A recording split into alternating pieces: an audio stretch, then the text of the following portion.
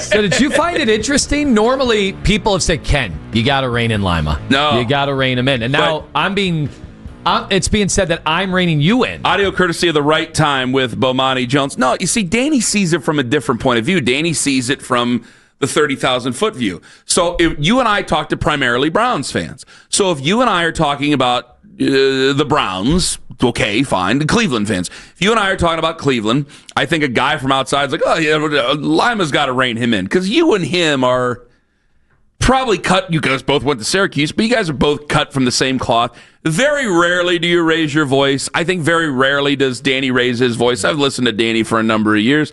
Danny's not a voice raiser. That's true. I don't try to raise my voice. It just happens. I'm a naturally loud person. You push me to the brink. But in Cleveland, when we're talking to Clevelanders, like, what's Lima talking about? Lima's nuts. What's he saying? And so, yeah, here I get told to rein you in. But from their perspective, from Danny's perspective, they think you're the nuts one. Yeah, they think I'm crazy. That probably is true. It probably is true. So now I know what the great triumvirate reputation with him. Pony doesn't count. With him and Nick Wright, and to a degree, Pony, think of how I talk to you. So there you go. I think Jason Whitlock said it best. The chubby guy on the right is just scared to death. The other guy's keeping it 100% real, man. And again, Jason Whitlock was 100% correct. I ain't going to take no shots at Jason Whitlock, because when you said what you said and I had no idea what you were referencing, I just saw my career flash before my eyes. And so, yes, Jason Whitlock on his show called Fearless, yes, I was very fearful. I hope that gets back to him because, sir, you were correct on that one. Coming up at 7:45, your chance to win a 4-pack of Mr. Hero combo meals. You got to get 2-second trivia correct.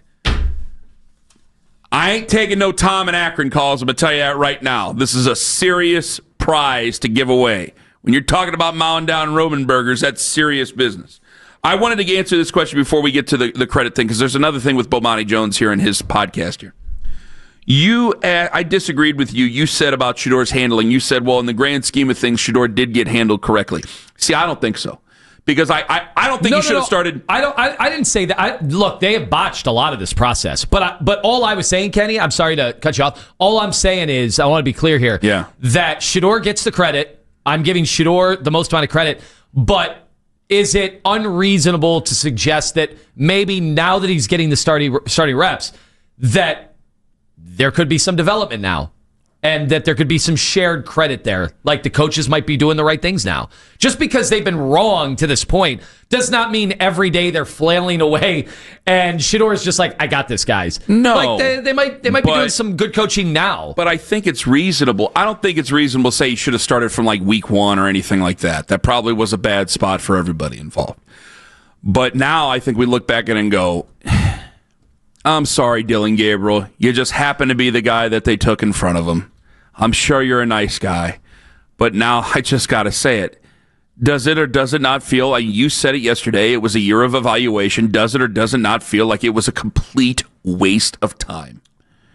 To this point, but fine. If Shedeur finishes strong, and we said this is a legitimate evaluation. If Shedeur finishes strong, I'm going to sit there and I'm going to wonder what would have happened had he started instead of Dylan Gabriel, because that would have been even more games. There would have been even more chances. And we had Mary Kay Cabot on the station yesterday saying, so regardless, she would probably take a quarterback at the top of the draft. And guess who agrees with her?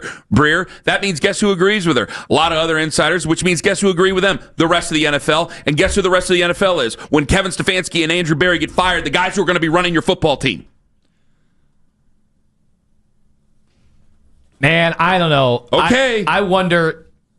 All right. I wonder if he makes it through that initial slate. Remember, all we did was talk about how hard the games were at the beginning of the year. Shedeur got the easiest part of the schedule. He got the Raiders. He got what was left of the 49er defense. He got the Tennessee. He got Tennessee. No, I'm saying, but the beginning of the year, it was, on paper, it was Joe Burrow and the Bengals. It was Lamar and the Ravens. It was the Packers when we thought they were the best team in the league. It was the Lions who were supposed to compete for a Super Bowl. Like, that was kind of brutal. If Shedeur would have started week 1, especially when the Browns didn't even think I didn't want him to start week 1. No, I know. But remember, but there are fans that said, well, you threw away the season not starting Shedeur week 1. And I'm like, I don't know that would have worked out for anybody. Well, don't argue with them. Argue with me on this. Because I'm looking at it when Dylan Gabriel started, and I go, okay, if he would have started against the Minnesota Vikings in London, then against Pittsburgh, then against Miami, then against New England, I don't know how well they would have done against New England. I don't know how well he would have done against New England. But I do think that he actually seems to be better equipped to get past a bad game than what you would have with Dylan Gabriel. Agreed. Because that was one of the big things, and talking to Coach Lance about it, this was before a high school game, for crying out loud. He's like, I want to see him against the Jets. I want to see how he responds to playing poorly. And guess what? He still went out there and didn't look very good after that. So if he would have started then, I'm not talking about saving the season. It is what it is. You'd probably be still a sub 500 team for a multitude of reasons. But let me tell you this. I think that you give more games and you have more of a sampling, and any more of a sampling does paint a picture of what you're going to do in 2026. Because all you guys want to get mad at me for saying draft a quarterback, draft a quarterback, draft a quarterback, draft a quarterback. I'm just telling you what I think they're going to do. That's why I think it's important for him to win. But we went through that a million times and people still didn't get it yesterday. Even if you don't want a quarterback next year, guys, it's in your best interest for him to help you win. But we'll talk about that another time. That's my issue. It wouldn't have been week 1. It wouldn't have been instead of Joe Flacco. Hell, it probably wouldn't even have been in for Kenny Pickett. Because even if they take a guy at the top of the draft, maybe I'd rather have a veteran there. Maybe I'd rather go with what Albert Breer had said yesterday, where you're probably going to get another veteran who's not even on this team right now. Maybe I'd rather do that. We'll see how I feel in the offseason. But I think it stands within reason. And again, nothing to beat up Dylan Gabriel on. You just happen to be the guy they took ahead of you. They could have taken Anthony Lima. They could have taken Mason Lima, all I know. I probably would have made the same argument had they turned in the same performance. It feels to a Browns fan that if you're going to have a season, it's got to stand for something. And I think a lot of Browns fans feel, hey, even if Shedeur ends up sucking up the room, maybe we'll know. Maybe that'll be the end. But if he goes and he plays relatively well, like he did on Sunday, played well on Sunday, but if he even plays relatively well over the last few games of the year, we're going to wonder, had he got a little bit of time, could this have changed the future of our franchise to any certain degree? I feel like they feel that their time is wasted. Yeah, I will say, though, they will have had to get to if we're talking about if they would have played the right quarterbacks at the right time, it still looks like you would have had double-digit wins was what it took to get into the playoffs, and they weren't doing that. But I'm not. I'm sorry, guys. Again, Anthony, they just weren't flat out doing that. But I said even in that soliloquy there, maybe I talked too long because you didn't hear it. I'm not talking playoffs. I'm talking about not wasting our time, not grinding our gears over guys that are not going to be here anyway. I think that's what a Browns fan's fighting now. Do you not? I mean, you can say what you want to about Shedeur Sanders. Don't you feel like your time's not being... Maybe I got it wrong. 216-474-0092. Do you feel like your time is being wasted with Shedeur Sanders at all? No. Exactly. No. Did you feel that your time was being wasted There was absolutely a stretch of the schedule where I did. Thank you. That's all I'm trying to point out. But with that said, we were still able to evaluate the rookies. We were still able to see what we had in a lot of those younger guys. And we were able to see that, hey, your offensive line has reached a critical juncture where you're going to have to turn that over next year. And that still is going to be one of the when we start talking about next season, we're going to have one big asterisk by every conversation we have about the Browns. And Ethan Posick being out for the year because he's set to become a free agent at the end of this year, or there's a possible free agency. When we talk over-unders, win totals, whether it's Shedeur or Mendoza or anyone else, it's always going to be, man, this offensive line going into the season is going to be one of the worst in football. So good luck with that. Yeah, it's going to be tough. You can upgrade the wide receiver room. Now, that's great. If your line can't block, it's going to be hard.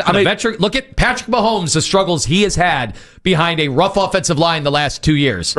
That's right. Now, I'm not trying to just throw Shedeur out there and quote-unquote throw him to the wolves, but this was a year that if we could have got a valuation out of it, it would have been so much better. And a lot of myself, and maybe I'm not talking for the majority of people. Who do you think we haven't been able to evaluate, though? That is what I will say. Like, are you talking to coach? I don't think we're going to get. No, I don't think we're going to get enough time to. I don't think Judkins. For the people who don't want a new quarterback next year, and for the people who just want to keep Shedeur and love Shedeur, or they just think they want to see more of him, I don't think you're going to get a proper amount of time. You are going to have people come in here with preconceived notions. Listen to you could say Albert's lying, and you could hate Albert all you want. He is speaking for people in the NFL. You could say what you want to about Mary Kay. She's speaking for people in the building and in the NFL. All these people still say, yeah, you're still going to take a guy. Because even when you do make that change, and Kevin isn't here anymore, and probably Andrew isn't here anymore, they're going to come in here and they're going to say, yeah, fine, not good enough, unless he is just amazing in these next 4 games. There's not enough time. And so you have to hope. That's why I said the win thing. I'll go back to it. If you take the decision out of their hands where they don't want to trade up too much to go up and leapfrog some of these teams, but you look at NFL.com, of the top 5 picking teams right now, they have the second toughest strength of schedule. So that means they're probably going to lose. That means they probably might have a top 2 pick. And if they have a top 2 pick and someone new comes in here, yeah, man, going to be tough. And it's going to be even tougher on the young man because he's still going to have now, there's no Ethan Posick, so you're going to have Luke Whippler in front of him. I don't know what Jack Conklin's status is. I don't know what Wyatt Teller's status is. So you're in a tough spot here when it comes to evaluation. So for a Browns fan or for just a Shedeur fan who's clocking in, yeah, you know what? Probably would have rather seen him against Minnesota instead of Dylan Gabriel. This guy has a higher ceiling. The other guy, he'll make a nice career backup. He is what he is now. I would have rather seen a guy with a higher ceiling, so we know. If we're all chasing the great hype that is a quarterback, then who were we watching? I'm just trying not to waste our time, man. I'm not trying to be a crazy person here. You get what I'm saying. Like, you're not thinking I'm crazy when I say this. You're not fighting me. But I do think, while, like, fans, there were an element of the fans that were checked out. I was one of them during part of the Dylan Gabriel experience. I'm in now. Like, Shedeur's earned that much. I'm definitely in now for the rest of the season. I'll make this mention. Maybe it'll come up here in about 20 minutes. Getting a lot of comments on my gray hair on the Christmas cards. That and the messaging on the back. Okay, I did not. Let's not get into it. I'm bummed. Don't get into it. There's 2 sides to the damn card. I only saw one side. At least you got one. I don't think I got one. Yes, you did. I don't have one in my house. Okay, either you or your ex-wife got it. You could sue her for custody of the Christmas card. We're splitting it. It's at my house Tuesdays and Thursdays. You also, if you play your cards right, get to pick up my Christmas card from football practice. So, you know. That's right. Okay. We have visitation. Yeah, but I'm getting a lot of comments. I'm like, should I? Because in the summertime, the sun just bakes into it, and I'm like, I'm golden boy, Kenny Carmen. But then now it's like, oh boy. And people are going, man, you got gray. I go, yeah, dude. Yeah. I am fatter, Les Levine. Much fatter. I guarantee it. I'll be 40 next year. Today? 45. I'm going to be it'll be totally gray. Yep. Okay. Yeah. I don't mean to say fatter Les Levine like Les was fat, but no. All right. Do you feel like you are having? I think there was an amount of time, and I think the Shedeur fans, the anti-Shedeur fans, I think all fans can agree on this. You don't feel like your time's wasted with Shedeur Sanders. Mm-hmm.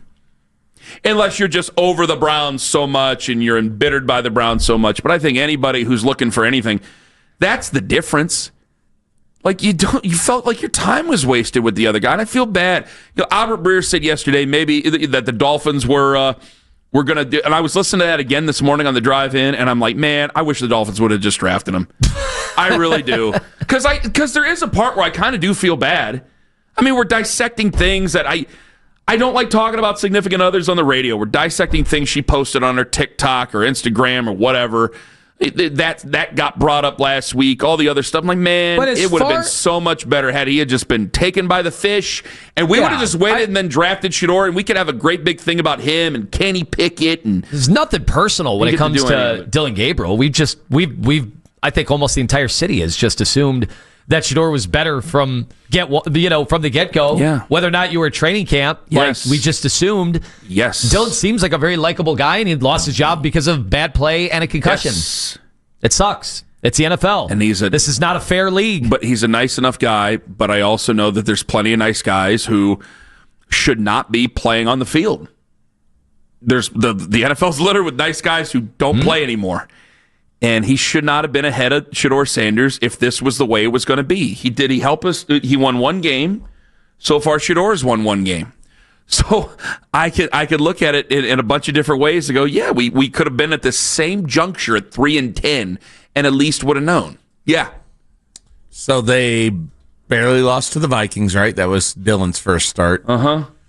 And the Jets game, they lost by 7. Uh-huh. But probably should have won that game, right? If he wins those 2 games, has the concussion, Is he still the starting quarterback? Maybe. League's not fair. Because to win those games, you probably would have had to mount some sort of comeback and drive the ball down the field, and you weren't able to do it in any of them. Like this guy, 5.5 games. They lost to Tennessee. Tennessee's bad. Guess what? You're bad too. This guy went down the field. And Ken, you're hanging on. Oh, come on, Ken. They're bad. Yeah, I am hanging on to something because we are in evaluation mode. And I got to evaluate one guy in a 2-minute offense, go down the field, give us a chance. I got another guy who never did. Evaluation. Might be simple, but it's true. 216-474-0092. Let me get to Tony in Cleveland. Hello, Tony. Hey, I don't think the Browns need a quarterback in the draft because... It's not what I'm asking. They draft. Do you feel your time has been wasted with Shedeur Sanders? I don't think it was wasted with him. You see progress. You see improvement game after game. You're able to get the ball down the field. Dylan Gabriel, you couldn't do that because he's a short quarterback and he doesn't have any advantages like speed or a strong arm. They just say he has a computer processor brain, which we haven't seen yet. So maybe when we do his autopsy way after he passes away. I mean, maybe then we'll see that brain. Good God. On the football field, we haven't exactly seen it yet, unfortunately. But I want to give you Both two names that the Browns need to go after in the draft is Nick Harbor, Carnell Tate. You need those guys to stretch the field on defense with offenses on the field. Can you call in? Tony, thank you very much for the call. Just do this. And listen to laugh. Just do this in January. Yeah. After we find the new coach and everything, just do that in January. All right, I want to play this other Bomani Jones clip. This is from I want to make sure I get it right. The right time with Bomani Jones.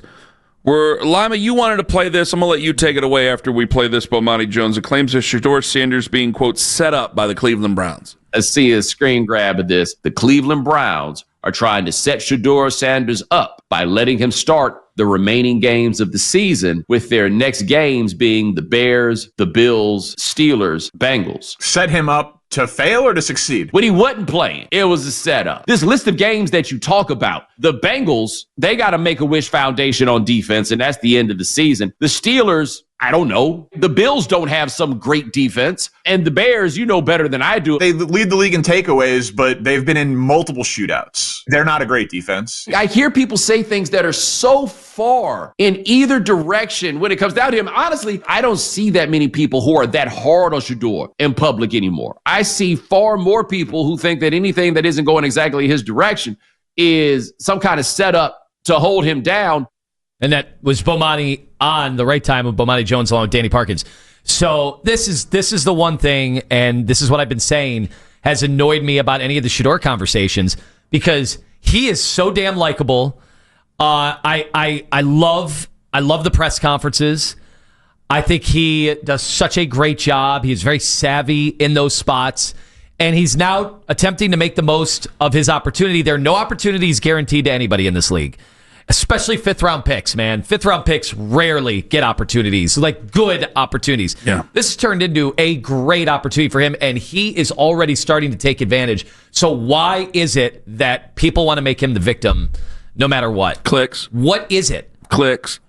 The people in our YouTube chat, are they getting clicks?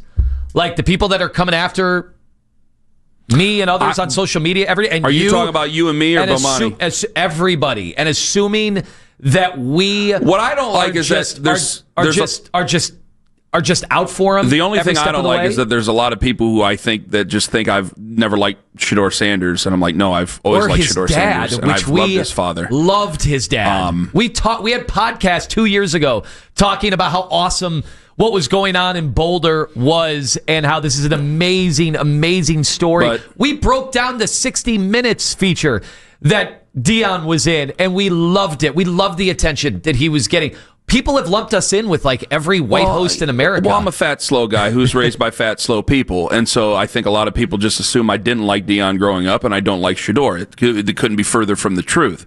I've obviously adored Deion Sanders, and I like Shedeur. And I said all this yesterday, and it was posted right at the end of the show yesterday. And there were a lot of people who agreed, and a lot of people who just was like, Ken's holding on to anything he can. Well, yeah, I am a desperate man. But I said what I said. I don't think Bomani's responding to YouTube chats. I don't think Bomani's responding to maybe some bots on Twitter or and anonymous folks on. I think he's going through and he's got producers, and there's plenty of podcasts out there and plenty of YouTube channels out there that are just saying the same thing. And I don't think that, I've been saying this from day one, the Browns are not out to get Shedeur Sanders or to sabotage Shedeur Sanders. There's going to be people that I will just not reach, and they will never believe that. They believe in conspiracy and ghost stories, and it's not going to happen. They're not out to get him, and they're not out to put the screws to him. The Cleveland Browns have put the screws to plenty of players just by being the Cleveland Browns. Right. What did we talk about for the last 20 minutes about who should have played before who? Dylan Gabriel, Shedeur Sanders. And I've just told everybody how this whole thing could very well play out because I have experience, and you have experience with this whole thing playing out the way it is. Because of that, could they put the screws to Shedeur because of that? Absolutely they could.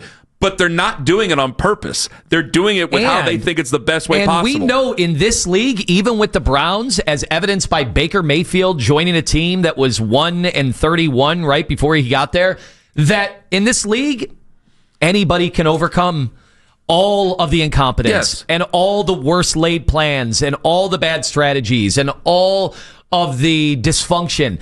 Baker overcame it to start out and then was a little bit a part of the mess at the end, but he overcame it. But Jaden Daniels in Washington last year was able to overcome all of that. The list goes on. CJ Stroud in Houston was able to overcome all that nonsense in the front office. So it can happen. This league is not, I don't know where people thought that this league was some perfect meritocracy. Sometimes you walk into an unfair situation, but you have the chance to prove people wrong and to prove the haters wrong, and you have the chance to overcome dysfunction. And it doesn't mean it's going to be easy, and it's not. And when Shedeur takes the field in those sub-zero temperatures this week with a revolving door on the offensive line and one of the worst wide receiving rooms, if not the worst in the NFL, he'll have to overcome that stuff. But you know what? I got some evidence that he might be able to pull this off. So how cool is that? Let's celebrate that. Let's not get bogged down in trying to make Shedeur Sanders, of all people, Deion's kid, a victim every day, because you sound silly. Well, I think what Bomani Jones hears is it's also you have people that I think have kind of went away from honesty, and then that gets lumped in with people that you know. I hear a lot of Shannon Sharp. I heard a lot of Shannon Sharp. I watched the podcast where he sits down in the fireside and has the drinks. We watched. What a great description! Huh? We texted each other over the Cat Williams thing in real time while we were watching that. When I think he's actually responding, he probably heard Shannon Sharp say about the final 4 games. And we were getting a lot of forwards of that yesterday. We didn't play it yesterday because there were a lot of people during the show who were going, "Hey, he's being sarcastic." That's sarcasm from Shannon Sharp. I think so many crazy things have been said, nobody knows the truth. People believe it. That people believe anything that's said. So even if I say something in sarcasm, I got to be careful because there's been so many crazy things that have been said, either A, where people really believe that, or B, they're just trying to get your money, get your clicks, get your subscriptions, and that's it, feeding the beast of what they want to hear. But what I want to hear is about how well he's doing. He's doing very well. I want to hear the challenges that he has. There's still going to be challenges ahead. There's still going to be more things on tape that he has to go over. I really think, and this is, I know, a terrible thing to admit, I thought Kevin Stefanski was great talking about the footwork of Shedeur Sanders because there was a lot of conversation about Shedeur in the game against San Francisco where the feet and the platform weren't exactly where they needed to be and where he might have missed Jerry Jeudy. And then what happens on Sunday? You heard Lance Reisland talk about it. He had put out a great video. Feet were there, drop back was there, perfect posture, perfect platform, boom, Jerry Jeudy 60 yards and a touchdown. That's what we're talking about here. The feet guide the eyes.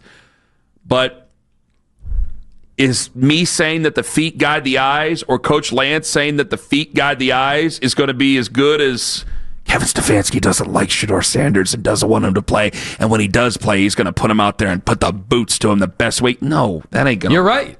You're right. And you know what? The Shedeur fans, why don't you pass around Coach Lance? Why don't you pass around that clip? I think they do. Are you guys not having fun with that clip where somebody actually says good things about Shedeur? Are you actively looking for the bad things? Is this like the people with Fox News and MSNBC that want to take the other party's worst and make that the whole party and fall for that stuff? Because that's what this has become. It's become like politics, where it's almost like you guys can't even accept when somebody says 9 good things about Shedeur and one little criticism. Can I just say this, though? I do think there's a lot of fans out there, and I think that a lot of them will agree, who are dropping in on us from Frisco, Texas, or the calls from Florida that we've got, or the calls from California that we got, Colorado that we got.